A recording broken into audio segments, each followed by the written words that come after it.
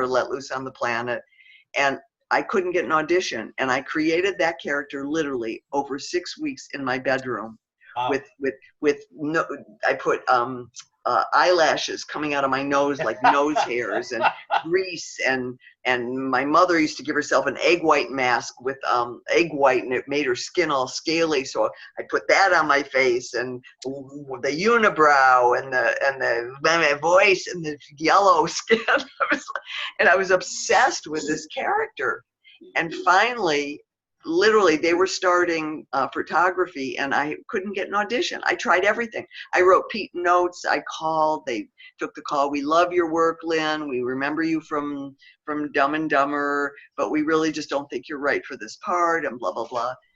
And finally, it was the 11th hour, and my agent had just died, and I was supposed to go have a meeting with this other agent who canceled, and I was sitting at the dining room table with mascara, like just crying, running down my face, and my ex-husband, who was now my ex-husband, he was great. He came in, he said, "What's the matter with you?"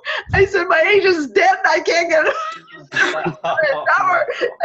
And he said, "Well, why don't you call the producers of Dumb and Dumber were Steve Stabler, Brad Cravoy, and Bradley Thomas. It was MPCA. I can't remember anything, but I remember that." So so Clayton said, "Why don't you call?" And Steve was especially really sweet when we did Dumb and Dumber. He's just really nice guy, and I was there the one day. I was Bobby Shaye's little sister, and we struck up a friendship.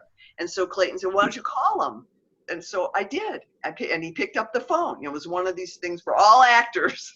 Never censor yourself. Go pick up the goddamn phone. Don't be an idiot.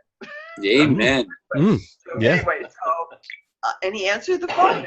And he said, "Hi." I said, "Yeah, I've been trying to get an audition for Kingpin." And he said, "Oh, I know, and we love your work, but we just don't." And the door was closing again. And I said, "Steve, I worked out a whole presentation."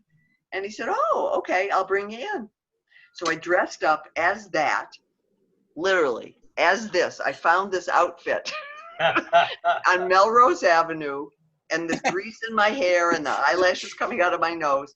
And I drove to Santa Monica, and went into the building, and sat down. There were no chairs, I remember. And Rick Montgomery kept walking by me, and they were late. I had an audition. It was like 10:30 or something. Now it was 11:15.